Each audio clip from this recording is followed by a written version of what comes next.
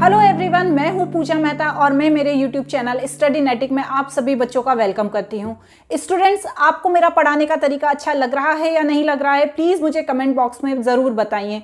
साथ ही साथ आपको कुछ यदि नया सीखना है या क्लास 11th में कुछ ऐसा टॉपिक है जो आपको समझ में नहीं आ रहा है तो प्लीज़ मुझे बताइएगा। अभी मैं यहाँ पर अकाउंटिंग के चैप्टर्स पढ़ा रही हूँ, कुछ समय बाद मैं यहाँ पर दूसरे सब्जेक्ट्स भी लेकर आऊंगी, पर आज यहाँ पर हम अकाउंटिंग इक्वेशन पढ़ने वाले हैं जिसका पार्ट 1 मैं आप सभी बच्चों को पढ़ा चुकी हूँ। आज का ये पार्ट बहुत ही ज़्यादा इंपॉर्टेंट है बच्चों, क्योंकि यहाँ पर मैं आपको प्रैक्टिकल क्वेश्चन बताने वाली हूं, लेकिन यहां पर प्रैक्टिकल क्वेश्चन के दौरान मैं आपको दिखाई नहीं दूंगी। क्यों? क्योंकि मैं आपको समझाना चाहती हूं, अच्छे से स्क्रीन पर समझाना चाहती हूं, जहां पर मैं ना दिखूं पर मेरी आपको आवाज सुनाई दे। तो बच्चों, मैं जो आज समझाऊंगी, जो आपको आज बताऊंगी, आप अच्छे से समझिएगा, टेंशन फ्री होकर समझिएगा। इसके और क्वेश्चंस में लेकर आऊंगी। यदि आपको कोई भी प्रॉब्लम हो तो आप मुझे कमेंट बॉक्स में कमेंट कीजिए, मैं उसे डिटेल में आपके सामने लेकर आऊंगी। तो स्टूडेंट्स, अब हम स्टार्ट करते हैं यहाँ पर अकाउंटिंग इक्वेशन को। अकाउंटिंग इक्वेशन समझने से पहले हमें बैलेंस शीट को समझना होगा। बैलेंस शीट क्या होती है? देखिए बच्चों, यहाँ पर मैंने बैलेंस शीट का फॉर्मेट बनाया हुआ है, जिसमें एक तरफ लायबिलिटी को लिखा है और दूसरी तरफ एसेट्स को लिखा है। साथ ही साथ इसमें मैंने अमाउंट के भी 2 कॉलम बनाए हुए हैं। अब ये क्या चीज़ है मैडम? इसमें यह वही बताया गया है कि सारी लायबिलिटी और सारे एसेट्स एक दूसरे के बराबर होते हैं, जैसा कि हमने अकाउंटिंग इक्वेशन में पढ़ा था।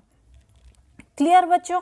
अब इसमें मैंने यहाँ पर 2 एग्जाम्पल दिए हैं, ध्यान से देखिएगा, क्योंकि क्या है, ये बहुत ही इम्पॉर्टेंट टॉपिक है। इसके क्वेश्चंस मोस्टली एग्जाम में आते हैं। अब यहाँ पर पहले मैं ये बताने वाली हूँ आपको कि Rohan started business with cash 1 lakh and furniture 50,000। देखिए, रोहन ने अपना एक बिजनेस स्टार्ट किया 1 लाख कैश के साथ और 50,000 के फर्नीचर के साथ। अब जैसा कि मैंने आपको बताया था कि रोहन कौन है? बिजनेसमैन, और उसकी फर्म का नाम क्या है? रोहन लिमिटेड। ओके स्टूडेंट्स, तो हम ये जो बैलेंस शीट बना रहे हैं, ये हम रोहन लिमिटेड की बैलेंस शीट बना रहे हैं। तो यहाँ पर क्या करेंगे? उसने कैपिटल लगाई किस में? बिजनेस में। बिजनेसमैन ने कैपिटल लगाई बिजनेस में। तो जैसा कि मैंने आपको बताया, उसकी लायबिलिटी बढ़ गई, उससे बिजनेस को, बिजनेसमैन को ये कैपिटल वापस करनी पड़ेगी। तो हम क्या लिखेंगे? लायबिलिटी साइड कैपिटल, और नीचे क्या लिखेंगे? कैश कितना? 1 लाख एंड फर्नीचर कितना बच्चों? 50,000। ठीक है, मतलब टोटल अमाउंट क्या हो गया हमारा? 1,50,000 हो गया। कैपिटल लगाई उसने कैश 1 लाख और फर्नीचर 50,000। अब क्या हुआ बच्चों? ये तो उसके दायित्व हो गया, कैपिटल लगाई उसने। अब यहां पर बिजनेस में उसका एसेट्स बढ़ गया। एसेट में क्या बढ़ गया? कैश बढ़ गया। कितना बढ़ गया कैश बच्चों? 1 लाख रुपए। ठीक है, और साथ ही साथ और एक और चीज क्या बढ़ गई? फर्नीचर बढ़ गया। समझ में आया? तो इसमें क्या हुआ? हमने लायबिलिटी साइड कैपिटल को लिख दिया, जिसमें कैश और फर्नीचर लिखा हुआ है। ठीक है ना? और दूसरी तरफ एसेट साइड हमने क्या लिख दिया? कैश और फर्नीचर, क्योंकि बिजनेस की एसेट्स बढ़ गई। अब इसके सेकंड पॉइंट को देखिए बच्चों। Rohan take bank loan for business. उसने बिजनेस के लिए और लोन ले लिया, क्योंकि उसको और ज्यादा अपने बिजनेस में पैसे की जरूरत थी। कितने का? 2 लाख रुपए का। और साथ ही साथ उसके बाद, लोन लेने के बाद, उसने मशीनरी खरीदी। कितने की? 1.5 लाख रुपए की। अब हम क्या करेंगे? एंट्री इसकी कैसे करेंगे? ध्यान से समझिएगा।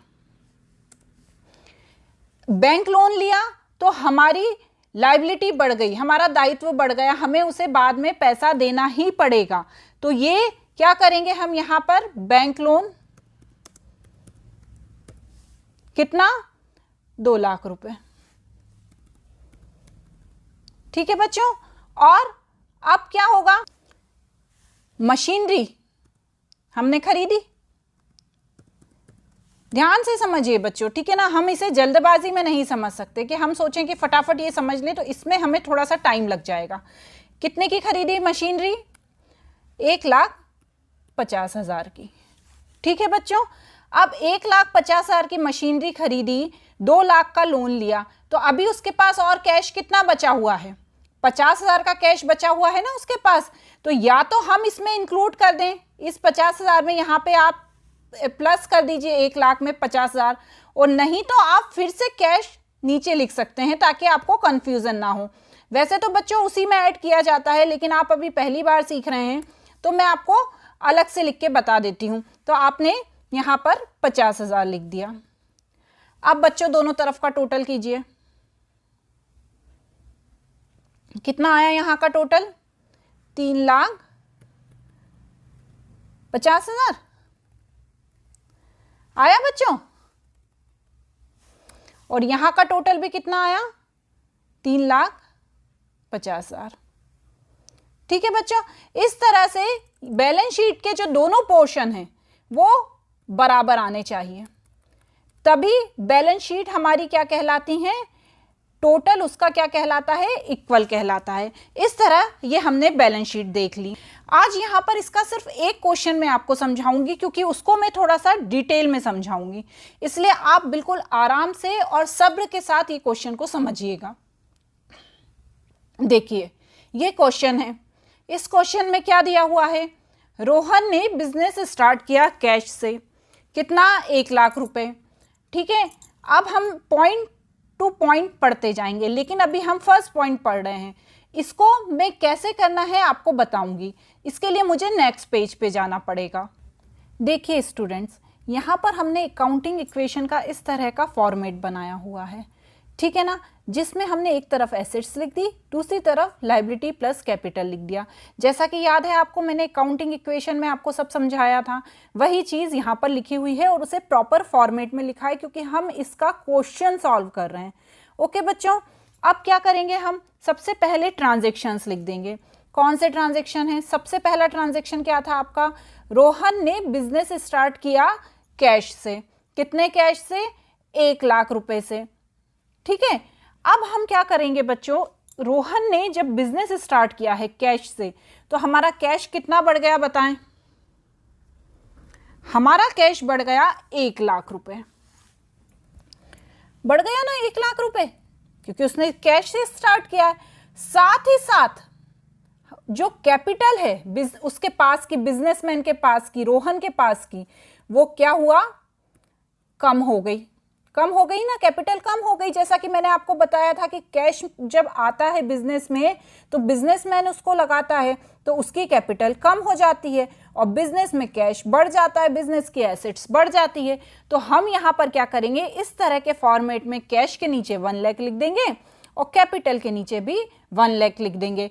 तो इस तरह कैश इक्वल कैपिटल हो गया। आप ये बीच में जो प्लस इक्वल का साइन दिया है, इसको ध्यान से देखिएगा बच्चों, ठीक है ना।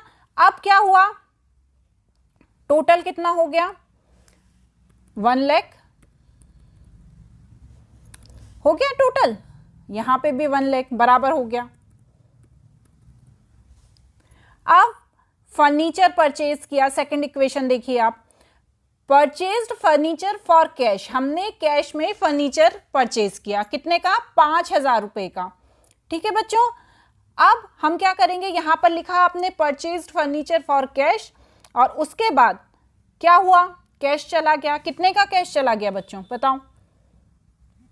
5,000 का कैश चला गया। 5,000 का कैश चला गया ना हमारा, और क्या हुआ?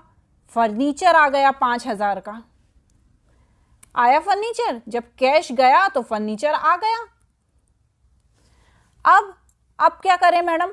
नेक्स्ट वाले पे आ जाएंगे। नेक्स्ट क्या है? इसकी एंट्री हो गई कैश माइनस फर्नीचर प्लस, इसकी एंट्री फिनिश। अब नेक्स्ट वाले पे आ जाएंगे, परचेज्ड गुड्स फॉर कैश। कितने का? 20,000 रुपए का। ठीक है, गुड्स को खरीदा हमने कैश में, तो अब क्या एंट्री होगी? Purchase goods for cash. ठीक है, अब आपने पहली वाली देखिए, आप आपने 1 लाख में से 5,000 का तो फर्नीचर खरीद लिया था, तो जब 1 लाख में से 5,000 को हम माइनस करेंगे तो हमारे पास यहाँ क्या बचेगा कैश में? 95,000। क्लियर हो रहा है बच्चों? ध्यान से समझिए, मैं पूरी कोशिश कर रही हूँ कि आपको अच्छे से समझ में आए। और यहाँ पर फर्नीचर क्या बढ़ गया आपका? 5,000 रुपये, बड़ा फर्नीचर। और यहाँ पे तो जो 1 लाख रुपए था वो तो आपके पास अभी 1 लाख रुपए है ही, ठीक है ना बच्चों? है ना 1 लाख रुपए आपके पास अभी? कैपिटल जो उसने जो लगाई थी वो तो है ही आपके पास। अब क्या हुआ, उसने गुड्स खरीदा कैश में, कितने का खरीद लिया? 20,000 रुपए का। 20,000 का खरीदा था ना उसने, देखिए 20,000 का खरीदा है ना। तो यहां पर क्या करा हमने, यहां पर 20,000 क्या कर दिया? माइनस कर दिया। और क्या हुआ? गुड्स मतलब स्टॉक होता है, पता है ना? स्टॉक मतलब जो हम सामान रखते हैं, ये जो गुड्स होता है उसको स्टॉक भी कहा जाता है। तो यहां पर हमने क्या करा बच्चों? प्लस 20,000 कर दिया, 20,000। अब नेक्स्ट एंट्री पे आते हैं, क्या है next? Purchase goods on credit. यहां से देखते हैं, परचेज गुड्स ऑन क्रेडिट, उधार सामान खरीदा आप, कितने का? 36,000 का, ठीक है। अब इसकी एंट्री कैसे होगी? यहां पर हम क्या लिखेंगे? पहले तो हम इसको माइनस कर लेते हैं, तो कितना आता है आपका? 95,000 को जब 20,000 से माइनस करते हैं तो 75,000 आ जाता है। यहां पर प्लस 5,000 तो है ही आपका, ठीक है बच्चों? क्लियर हो रहा है कि नहीं हो रहा है? और यहां पर 20,000 भी है। ये क्या होता है, आपको लिखना पड़ता है बार बार। देखो मैं प्रॉपर फॉर्मेट में बता रही हूं तो हो सकता है मैं थोड़ा सा आपका टाइम ले लूंगी। अब क्या हुआ, कितने का गुड्स खरीदा था? 36,000 का, लेकिन किस में खरीदा है? उधार में खरीदा है। तो हम क्या करेंगे, पहले तो क्या करेंगे, 36,000 को प्लस कर देंगे, लेकिन उधार है, अभी हमने पैसा दिया नहीं है, तो क्रेडिटर्स में क्या आ जाएगा? प्लस 36,000। मतलब हमें पैसा देना है, अभी नहीं देना है, कुछ टाइम बाद देना है। अब क्रेडिटर्स में प्लस 36,000 आ जाएगा। क्लियर हुआ बच्चों? अब नेक्स्ट पे जाते हैं, रेंट पेड। हमने 700 रुपए का रेंट पेड किया, तो अब क्या करेंगे हम? यहां पर लिखेंगे रेंट चला गया, कैश चला गया, तो हम क्या लिखेंगे यहां पे? -700 बच्चों।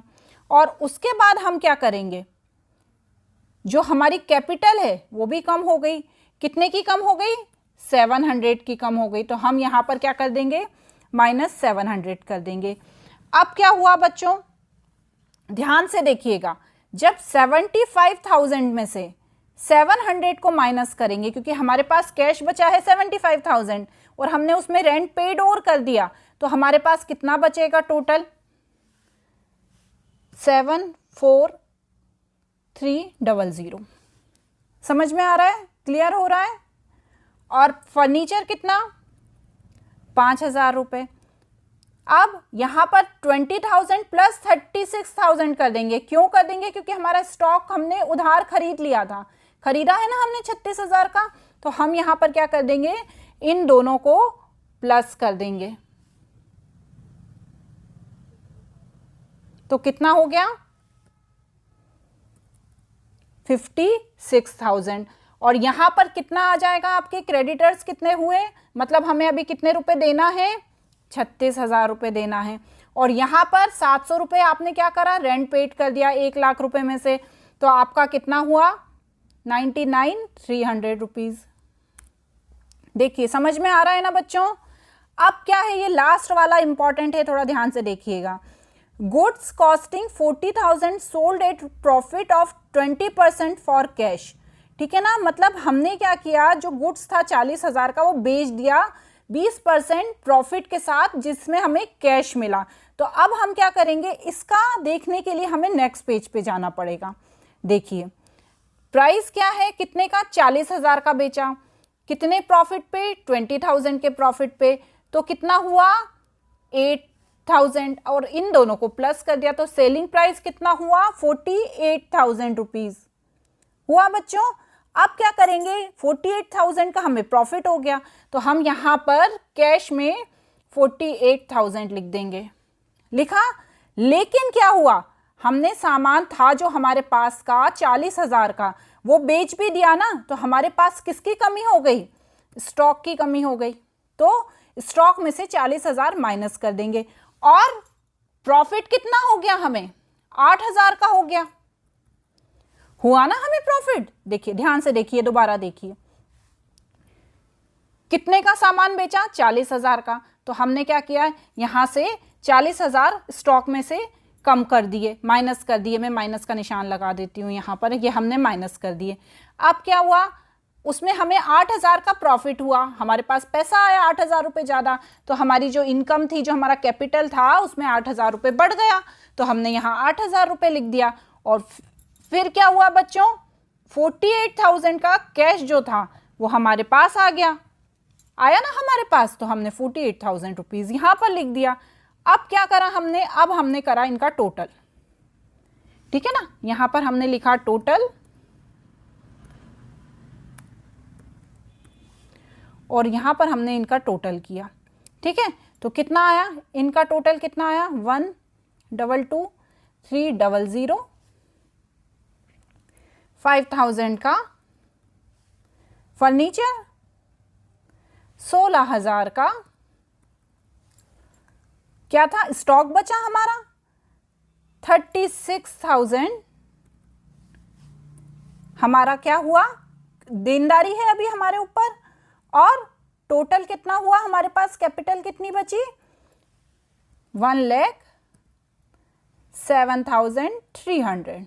देखिए हो गया बच्चों, दोनों इक्वल आ गया, आपको क्लियर समझ में आ गया आपको। इस तरह अकाउंटिंग इक्वेशन को किया जाता है। मुझे मालूम है ये थोड़ी सी टफ है, लेकिन इसको आप दोबारा देखिए, दोबारा समझने की कोशिश कीजिए। मैंने अपनी तरफ से पूरी कोशिश करी है कि आपको ये अच्छे से समझ में आ जाए, लेकिन इसके कुछ क्वेश्चंस मैं और लेके आऊँगी, जिसे आप देखिएगा, समझिएगा।